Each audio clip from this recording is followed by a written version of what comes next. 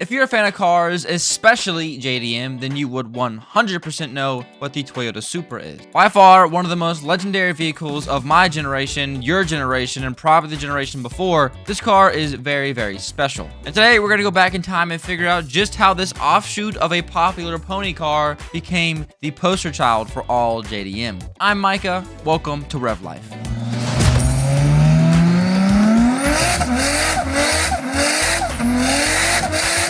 Now, the year was 1978, and pony cars were running the streets. You had stuff like the Ford Mustang, for example, that was going insane. The market was loving it, people were loving it, and Toyota wanted in on it. And that brings us to the Toyota Celica. Now, this car wasn't anything special. It was just a normal, everyday, four-cylinder little car. It was cool. It was nice, it was neat, but it wasn't what Toyota wanted. To be able to compete with Ford, for example, Toyota decided to make a new performance package. And that brings us to the very first Supra, bringing us to the Celica XX in Japan, or the Celica Supra in America. Now, the Celica Supra was very similar to the normal Celica, except it featured a longer wheelbase and gained about 7.7 inches in length. This is because of the brand new straight six that got slapped in this bad boy compared to the Celica's four-cylinder. Now, this new engine was a 2.6 liter inline six that produced roughly 110 horsepower. Now, this car wasn't fast or furious, it was actually slow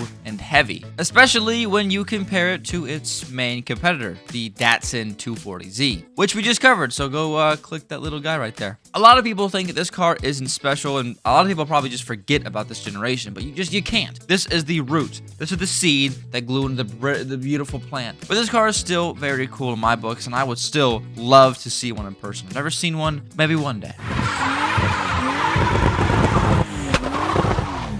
Moving on to the 1982 Generation 2 Celica Supra, also known as the A60 or the Mark II, which was never official branding, by the way. This car got some pretty neat things. This included things like pop-up headlights, a brand new racy sporty hood, some fender flares for fun, and of course the name Supra printed on the back. Under the hood, this brand new car came with a 2.8 liter 5 MGE engine that at the beginning had about 145 horsepower. By the time 1982 had come, the engine was up to 161 horsepower and 169 foot-pounds of torque. Nice.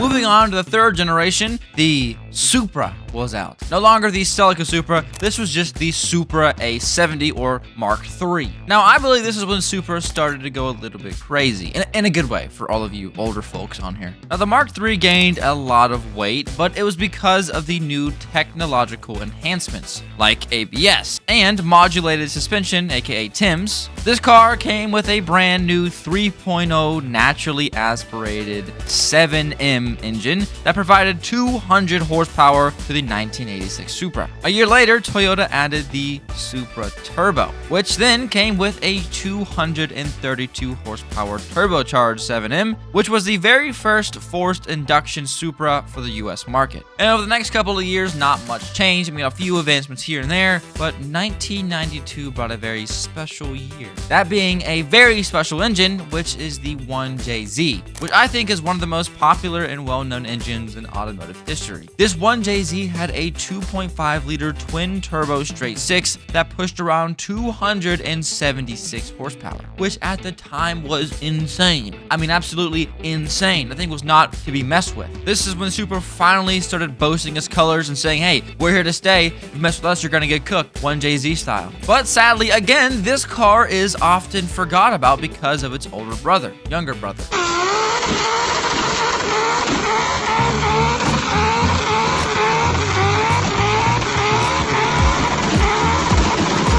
Let me introduce to you the Mark IV, aka the most popular Supra ever created, the Supra A80. This Supra came with a brand new body style. It came with a smooth, slick, sensational style that brought many new customers to look at it. I said out with the old and in with the new, Baby Keem style. Now this brand new Supra didn't just get a fly looking outside, it got a fly looking inside too. That being its brand new 3.0 twin turboed 2JZ, which let me break this down for you. It comes with about 320 horsepower, which at the time was a lot, but it can be modified to have upwards of 2,000 horsepower. 2,000! That's 4 digits for horsepower. Unheard of. Now, sitting behind the wheel of an A80, aka the Mark IV, felt like getting inside of a cockpit of a fighter jet. Now, the aftermarket support of this brand new engine grew very, very fast, and you could quickly get up to 800 horsepower like it was nothing. And even to this day, the Toyota Supra is still running drag strips like it's nothing. So please, if you see a Toyota Supra on the street, don't race it. Not only was this car special in all of the things we just discussed, but it was also a freaking movie star. This car was in Fast and Furious, I'm sure you've seen it, where it beat the Dodge Charger in a street race. I believe that movie alone is what pays too much of its success and much of its fame. Obviously, the car is amazing and it deserves all the love in the world, but that movie definitely had something to do with it. Now, this is definitely a dream car of mine, but the only issue is,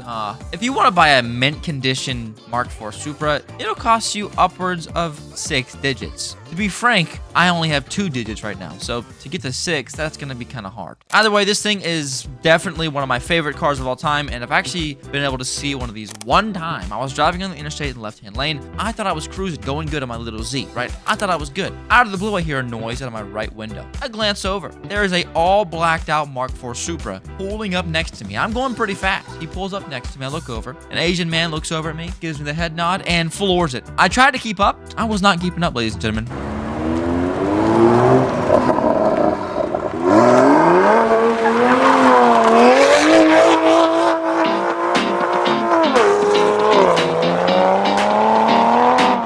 To the last generation, aka the Mark V. This is kind of a sore spot for a lot of people. You see, when you have a car as legendary as the Mark IV, of course, it's going to be hard to top it. Sure, this car was amazing. It had brand new technology. It was very fast. It was very quick. It was elegant, and the body looks great, but it was made in collaboration with BMW. Now, that's not a bad thing, but I just personally would have loved to see Toyota go a little bit insane on this car because I feel that it deserves it. I would have loved to see like a brand new engine, maybe a 3JZ, something that would be capable of pushing a lot of horsepower and would just be a blast to drive. Now, we're not let down completely. This car has a 335 horsepower turbocharged inline 6 with around 369 foot-pounds of torque. Again, it's not a little, it's a good amount, and it's, you know, it's a little kind of fast car, but again, I don't know if it lives up to the Mark IV's destiny and its status. Let me know what you think in the comment section. And like I said earlier, this car was built in partnership with BMW, sharing the same platform as the BMW Z4. Now, this car did come back to be the main front-runner flagship for Toyota, and honestly, I think it's pretty sick. You see these things everywhere, so obviously people like them. I personally love the backside of the Supras. I think they are very sick. My question for you is, what do you prefer? The brand new Supra or the brand new Z? Let me know in the comment section below. Either way, if they do decide to continue on with the Supra line, I'm pretty excited to see what's next. At the moment, I'm pretty sure nothing has been released or even spoken about, but I would be very, very excited to see what comes next. I hope that Toyota learns from their experiences and move forward as a company. That's all you can do. Feel free to let me know what you want to see next in the comments section below, and of course, make sure to like the video, do a burnout in that comment section, and go ahead and subscribe, and we'll see you guys on the next Car History Wrap. Thank you all for watching. I'll see you in the next one. Bye-bye.